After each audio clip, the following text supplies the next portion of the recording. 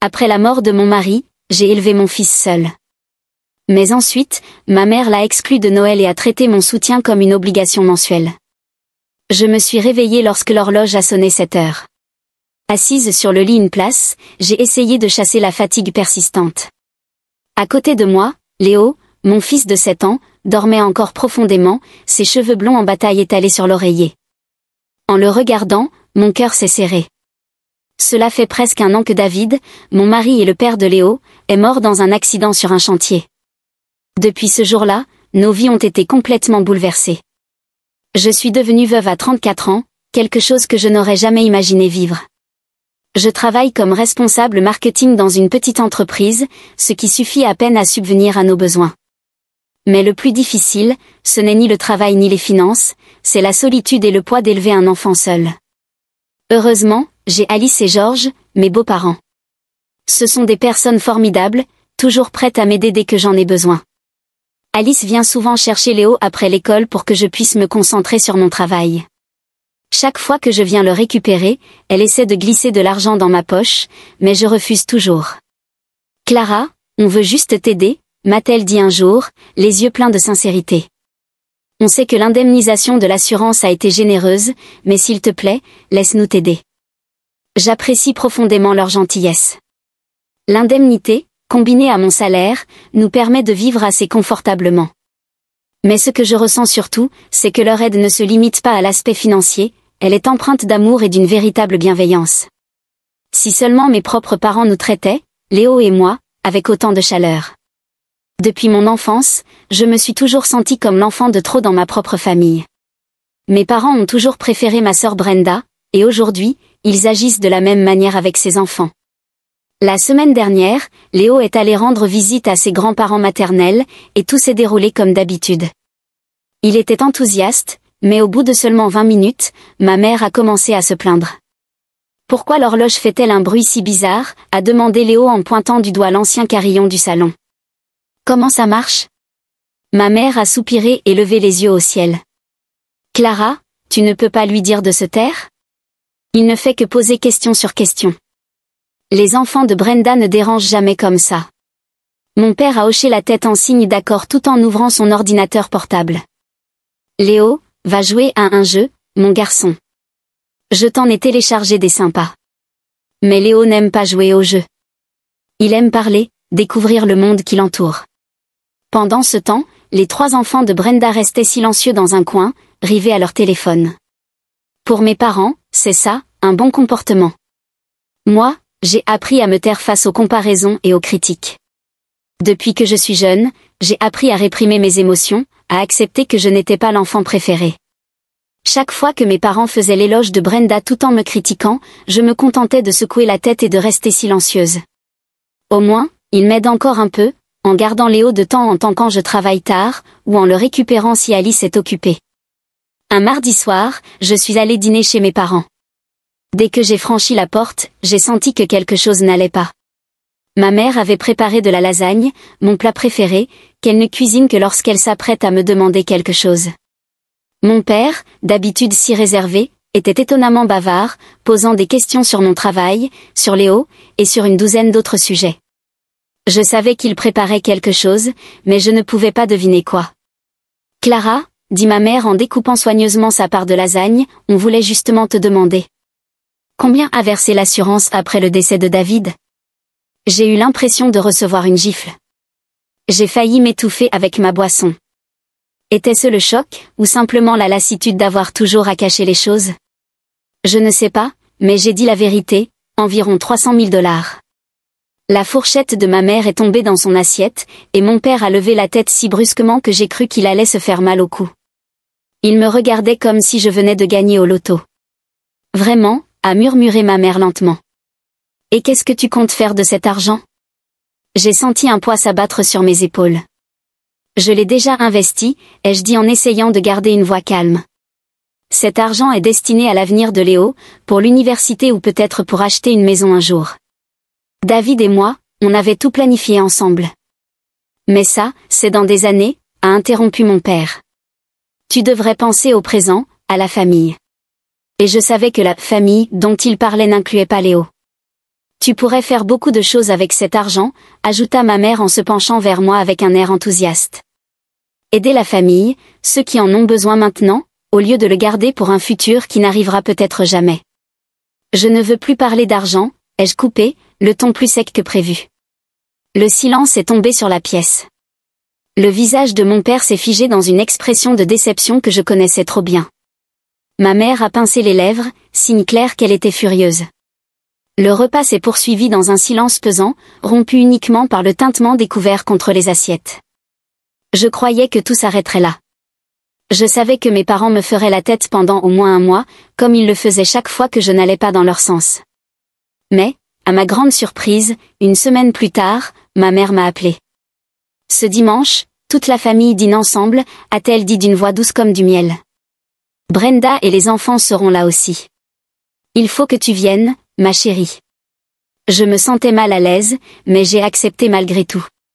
Ce dimanche-là, je suis arrivée chez mes parents avec une drôle de sensation dans la poitrine. Brenda était déjà là, arrivée plus tôt avec ses 3 enfants, tous les 3 collés à leur téléphone comme d'habitude.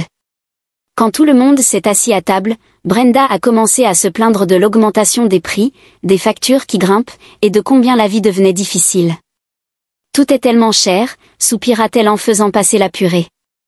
Ma mère, les yeux brillants, tamponna ses paupières avec un mouchoir, se lamentant sur le prix de la nourriture et la facture d'électricité. Puis, Brenda s'est raclé la gorge et s'est redressée. J'ai réfléchi, annonça-t-elle en balayant la table du regard, avec ce regard assuré qu'elle a toujours eu depuis notre enfance. Clara et moi devrions aider financièrement maman et papa. Moi, je vais envoyer 5 cents par mois. J'aimerais donner plus, mais Ben est le seul à travailler et je dois encore élever les enfants. Elle s'arrêta, comme pour créer du suspense, puis se tourna vers moi avec un sourire forcé. Et toi, Clara, tu devrais envoyer 1000 $ par mois à maman et papa. J'ai failli m'étouffer une fois de plus. Quoi? C'est logique, poursuivit Brenda d'une voix calme, comme si elle présentait une équation toute simple. Tu gagnes plus, tu n'as qu'un enfant, et puis, ta situation est un peu plus confortable maintenant. J'ai senti le sang me monter à la tête. La situation dont elle parlait, c'était la mort de David, l'argent de l'assurance que j'avais mis de côté pour l'avenir de mon fils. J'avais envie de hurler, je suis veuve, je n'ai plus personne pour partager le fardeau financier. Mais ma mère a applaudi de joie, et mon père rayonnait comme s'il venait de recevoir un cadeau de Noël. Oh, mes douces filles, s'exclama ma mère. Vous ne pouvez pas savoir à quel point ça nous touche. Je suis restée là, furieuse, incrédule.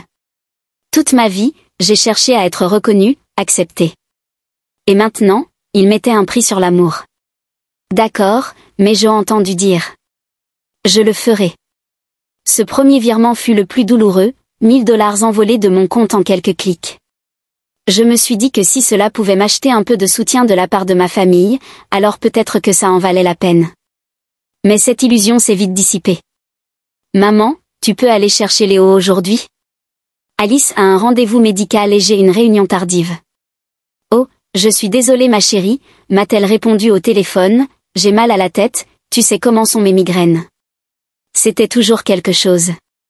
À chaque fois que j'avais besoin d'aide, ma mère trouvait une excuse pour dire non, fatiguée, occupée, les courses à faire, des douleurs au dos.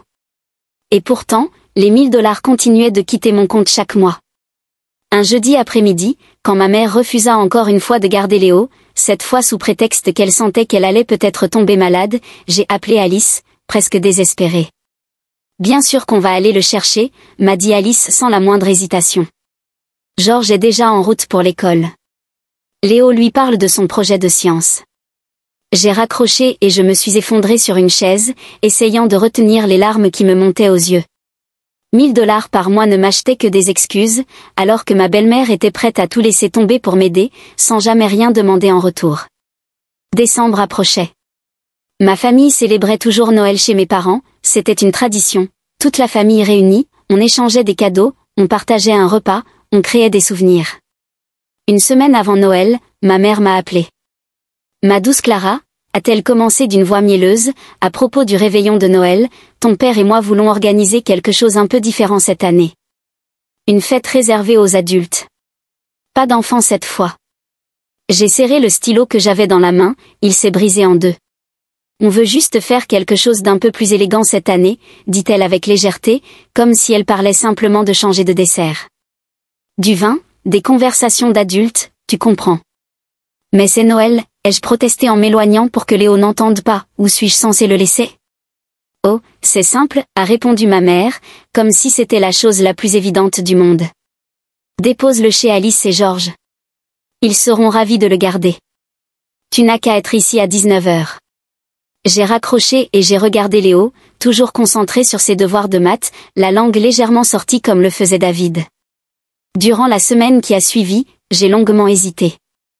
Ne pas aller à Noël avec ma famille serait-il trop dramatique? Mais le fêter sans mon fils me paraissait encore plus douloureux. Finalement, j'ai choisi un compromis, je laisserai Léo chez Alice et Georges pendant quelques heures, j'irai chez mes parents pour offrir les cadeaux et dire bonjour, puis je rentrerai passer le vrai réveillon avec ma belle famille et mon fils. La veille de Noël, j'ai conduit seule jusqu'à la maison de mes parents, un sac cadeau soigneusement emballé entre les mains. La rue était bondée de voitures, j'entendais déjà des rires et de la musique de Noël. J'ai ouvert la porte et le monde a vacillé. La maison était pleine de membres de la famille, mais ce qui m'a choqué, ce furent les enfants. Ils couraient partout dans le salon, portant des chapeaux en papier, criant de joie. J'ai vu Émilie, la fille de ma cousine, attraper des biscuits près du sapin. Plus je regardais, plus c'était clair, il y avait des enfants partout. Les enfants de Michael, les petits-enfants de Suzanne. Et un seul enfant manquait à l'appel, Léo. Je suis restée figée sur le seuil, le cœur battant. Tante Hélène fut la première à me remarquer. « Clara, ma chérie !» Elle se précipita pour me serrer dans ses bras, puis regarda autour d'elle. « Où est Léo ? Ne me dis pas qu'il est malade. » Avant que je puisse répondre, Michael ajouta, « Jake était super excité à l'idée de montrer à Léo son nouveau coffret de chimie. » Les questions ont commencé à fuser de toutes parts. Je ne parvenais pas à répondre au milieu de cette foule. J'ai vu ma mère en train d'arranger des biscuits sur un plateau, comme si tout était parfaitement normal, comme si elle n'avait pas exclu Léo de Noël. « Maman, je dois te parler en privé », ai-je murmuré en me frayant un chemin entre les invités. Je l'ai tiré dans le couloir, loin des regards curieux. Mon cœur battait toujours à tout rompre et mes doigts étaient si crispés que mes ongles s'enfonçaient dans ma peau. « Maman », ai-je dit en tentant de garder un ton calme, « tu m'as dit que c'était une fête réservée aux adultes. Tu m'as expressément demandé de ne pas amener Léo. Alors pourquoi les enfants de Brenda sont là? Et tous les autres? C'est quel genre de fête sans enfants? » Ma mère a ajusté son pull de Noël sans me regarder dans les yeux. « C'est une situation différente, a-t-elle dit. »« Comment ça? » « Ces enfants savent comment se comporter lors d'un rassemblement formel, dit-elle en désignant vaguement le salon. Ils sont plus polis. Je l'ai fixé, abasourdi. Plus polis? Léo est l'un des enfants les plus bien élevés que je connaisse. Ses professeurs le louent constamment, Alice et Georges aussi. Oh, s'il te plaît, pas encore Alice et Georges, a coupé ma mère en levant les yeux au ciel. Il le gâte, le laisse poser 1 million de questions sans arrêt. Les autres enfants savent rester à leur place. Ils comprennent les limites. À ce moment précis, un hurlement retentit dans la salle à manger. Ethan, le plus jeune de Brenda, venait de lancer une poignée de mimosas droit sur sa sœur. Les œufs ont volé à travers la table et ont éclaboussé la robe toute neuve d'Émilie. Elle s'est mise à hurler. Je me suis retournée vers ma mère en haussant un sourcil. Oui, je vois vraiment à quel point ces enfants sont bien élevés. Le visage de ma mère s'est assombri. Les enfants sont censés être un peu turbulents. Mais Léo pose trop de questions, c'est comme s'il essayait de faire la leçon aux adultes. Ne fais pas tout un drame, Clara. Ce n'est qu'une petite différence, c'est tout. Quelque chose s'est brisé en moi, quelque chose qui avait été blessé trop longtemps et ne pouvait plus endurer. Je m'en vais, ai-je dit en me retournant. Je rentre auprès de Léo. Ma mère haussa les épaules, les yeux fixés sur ses ongles vernis en rouge vif. Comme tu veux. Mais n'oublie pas de laisser le sac de cadeaux sous le sapin. On les ouvrira après le dîner. Je me suis arrêtée, je l'ai regardé une dernière fois, puis je suis retournée dans le salon. J'ai raclé ma gorge bruyamment.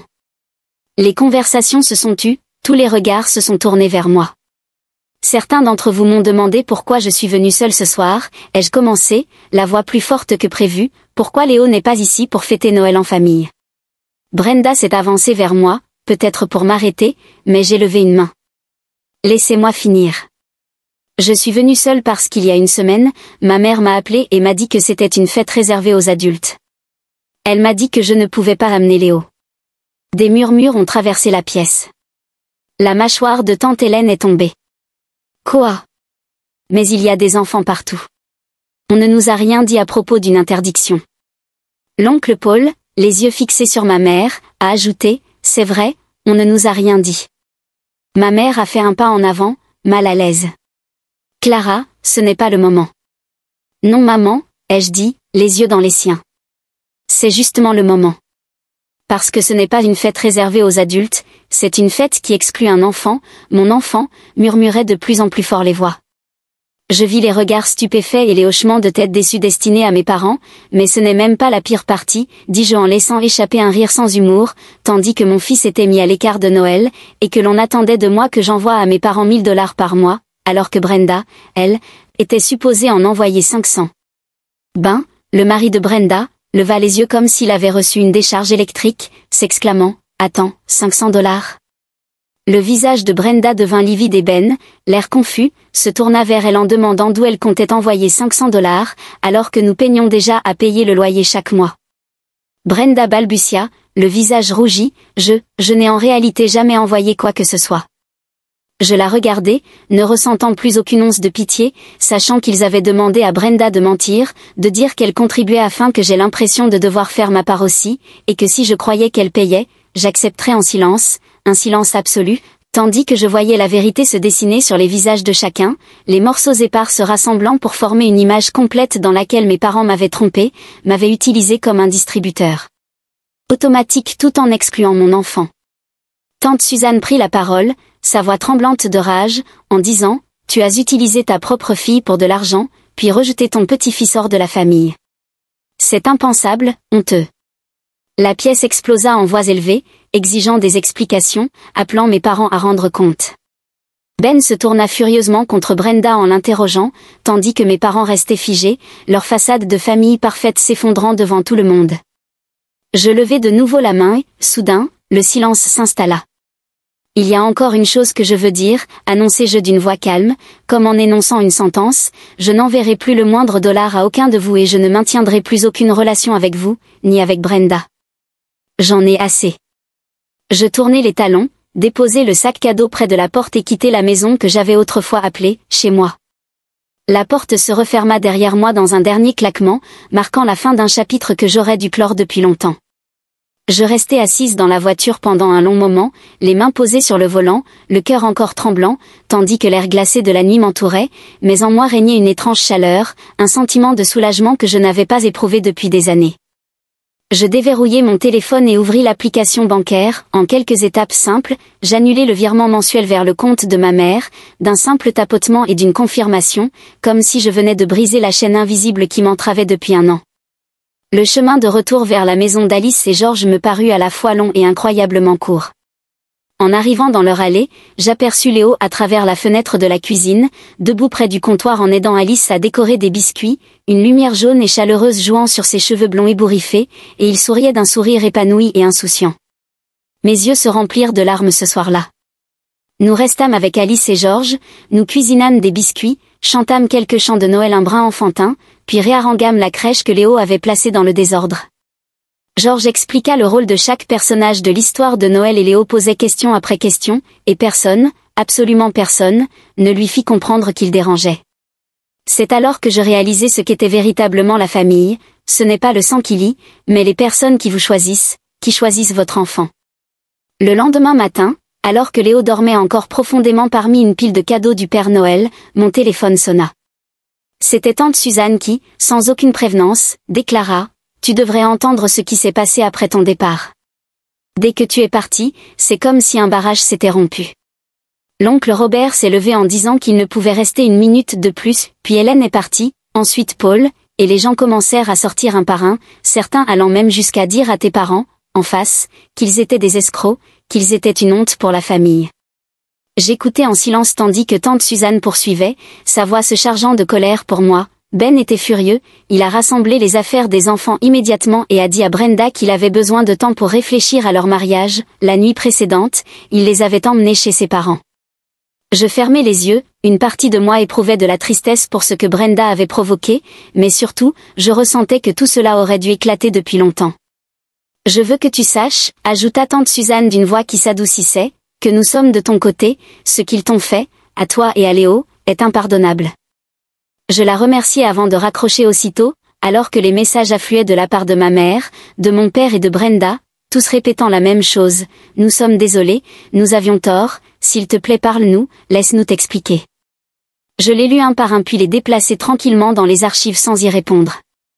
La semaine entre Noël et le jour de l'an passa-t-elle une douce brise. Léo et moi restâmes chez Alice et Georges, jouant à des jeux de société, regardant des films, cuisinant sans rien d'extravagant, rien de bruyant, juste une chaleur pure et sincère, et le nouvel an arriva. Le matin du 31, la sonnette retentit.